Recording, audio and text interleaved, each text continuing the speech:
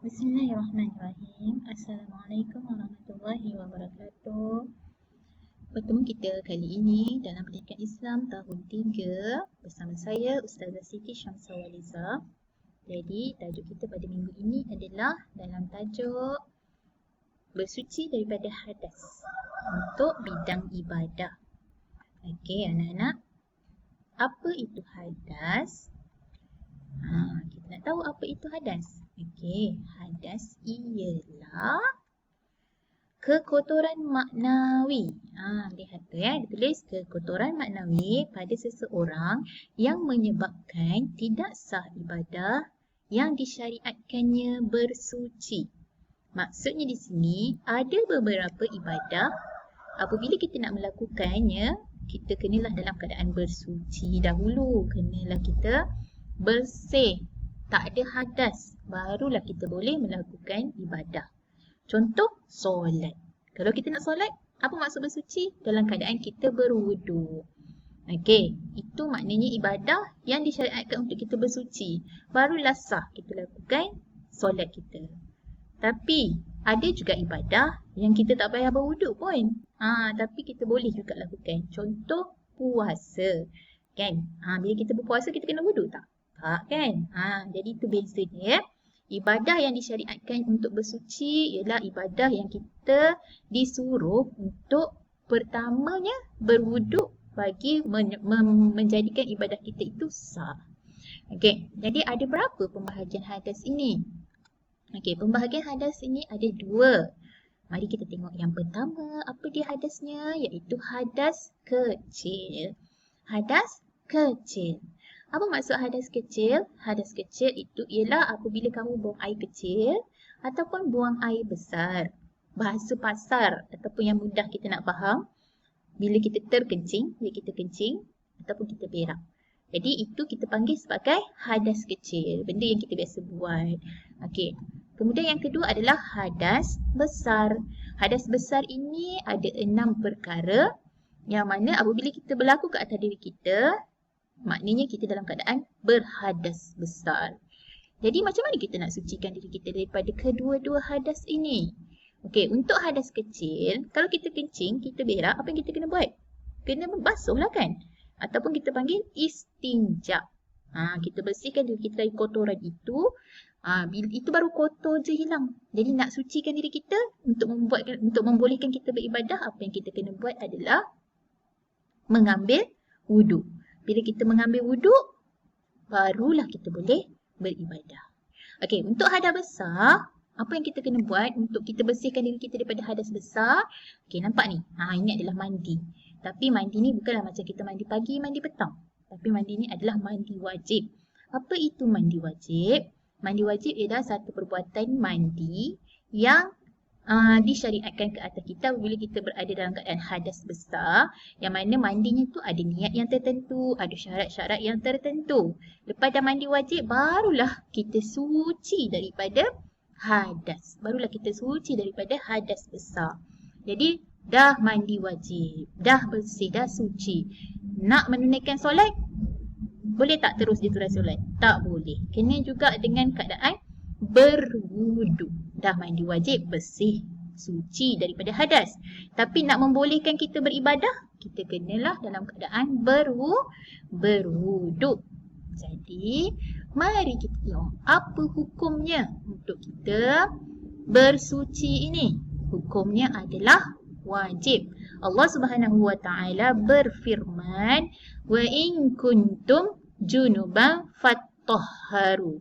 Allah Subhanahu wa taala berfirman, a'udzubillahi minasyaitonirrajim, "Wa in kuntum junuban fattahharu." Okey, apa maksudnya?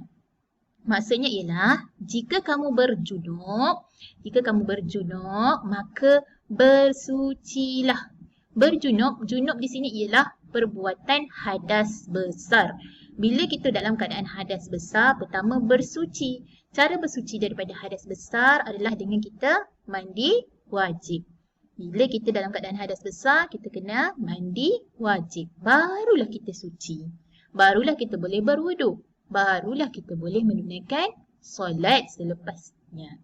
Okey, faham? Bila kita dalam keadaan hadas besar, kita kena mandi wajib. Barulah kita suci daripada hadas besar. Kemudian kita nak menunaikan ibadah, kenalah kita berwuduk. Barulah sah ibadah yang kita lakukan. Jadi, apa dia ibadah yang memerlukan kita dalam keadaan bersuci? Ada beberapa ibadah ya. Yang pertama dan paling utama adalah solat. Wajib buat 5 waktu sehari semalam. Kan? Ibadah yang Allah akan tanya yang pertama sekali di akhirat nanti. Jadi wajib kita menunaikan solat. Dan kita tahu syarat untuk menunaikan solat adalah kita dalam keadaan suci dan kita dalam keadaan berwuduk. Barulah solat kita diterima. Kalau kita bersih tapi kita tidak bersuci dengan berwuduk, tapi kita solat, tak diterima oleh Allah. Tak diterima solat tanpa wuduk. Kalau orang solat tapi dia tak ambil wuduk, tak sah solatnya. Solat mestilah dimulai dengan mengambil wuduk. Kedua, membaca Al-Quran. Al-Quran ialah kalam Allah. Jadi nak membaca Al-Quran, perlulah kita berada dalam keadaan berwuduk. Yang ketiga, tawaf. Apa itu tawaf? Tawaf ialah mengelilingi Kaabah. Di mana Kaabah? Di Masjidil Haram. Di mana Masjidil Haram? Di Makkah. Jadi bukanlah setiap hari kita buat.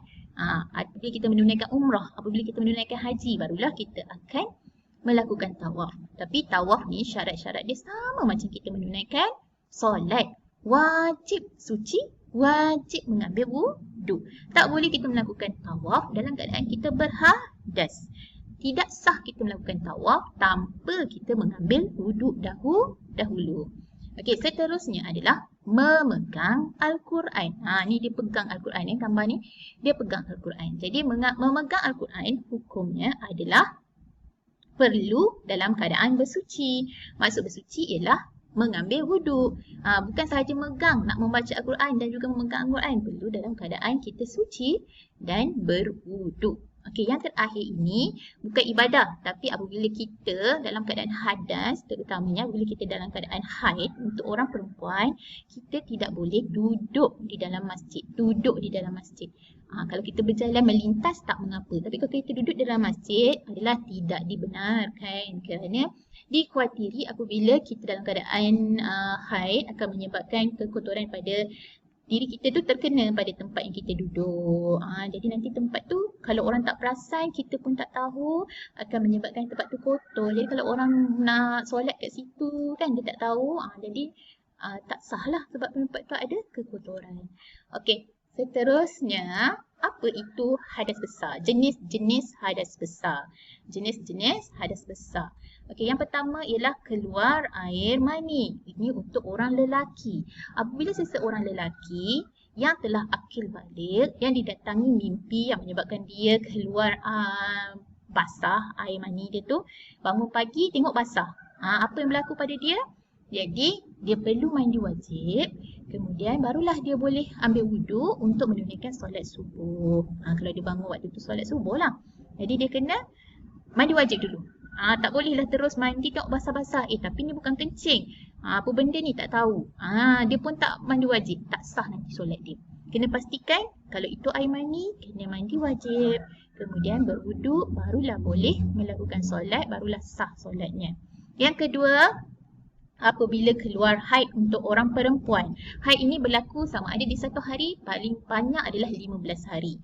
Dalam tempoh itu, apabila dia masih berada dalam keadaan haid, iaitu haid itu ialah darah yang keluar pada kemaluan seseorang perempuan yang menandakan dia telah akil balik. Dan benda ni akan berlaku setiap bulan selepas itu.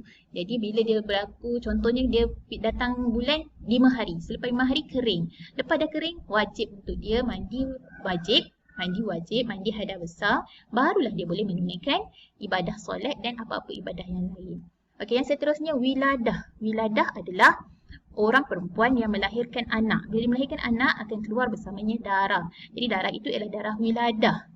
Sekiranya lepas dia melahirkan anak, terus berhenti darah dia. Jadi dia kena mandi wajib. Dan dia bolehlah melakukan ibadah seperti biasa.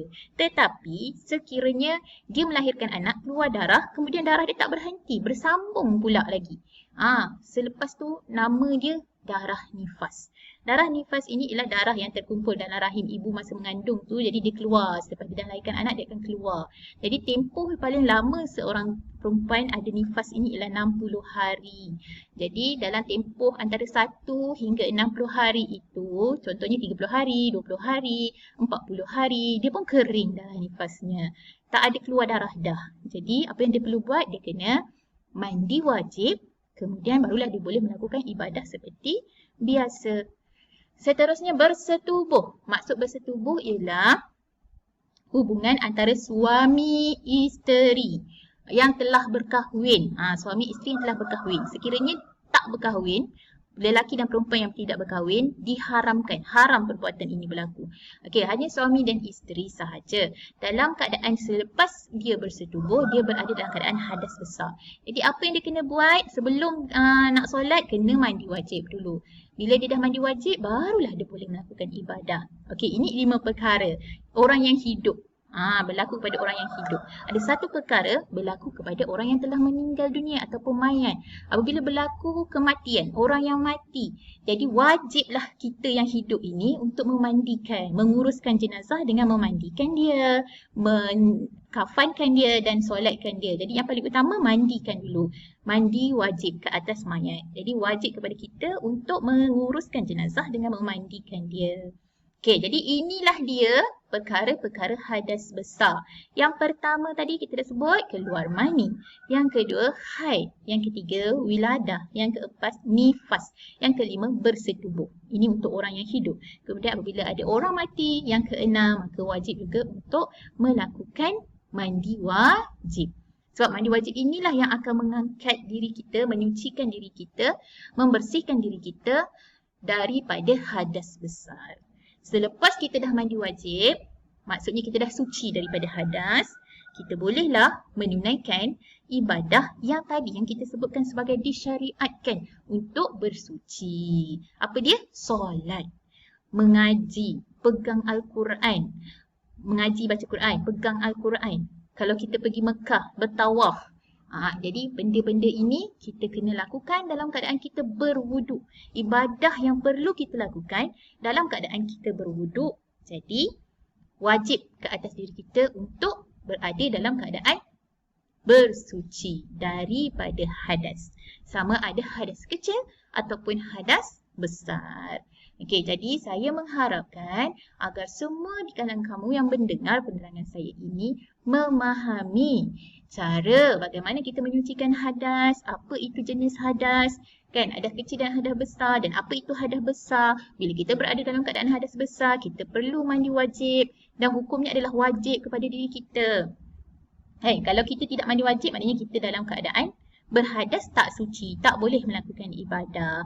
Jadi selepas dah dengar penerangan saya ini, saya ada sediakan link Google Form yang kamu perlu isi ataupun jawab supaya saya boleh tahu sama ada kamu dapat atau tidak apa yang saya sampaikan.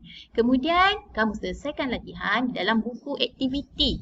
Buku aktiviti kamu macam ni, buku aktiviti, buka muka surat 79, 80 dan 81. Jawab berpandukan dengan buku teks. Jawab berpandukan dengan buku teks. Boleh tengok open book.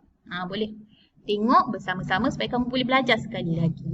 Okey, dah selesai. Kamu bolehlah hantar tugasan kamu kepada saya. Okey, jadi setakat ini sahaja untuk kali ini. Terima kasih kerana mendengar penerangan saya. Semoga penerangan ini memberi manfaat yang banyak kepada anda semua sebab semua orang akan meningkat dewasa dan melalui semua fasa-fasa ini yang mewajibkan kita untuk melakukan ibadah, dan untuk kita melakukan ibadah wajib juga ke atas kita untuk berada dalam keadaan yang suci. Saya mengharapkan semoga perkongsian saya ini akan mendapat manfaat yang banyak kepada anda semua, akan memberi manfaat yang banyak kepada anda semua.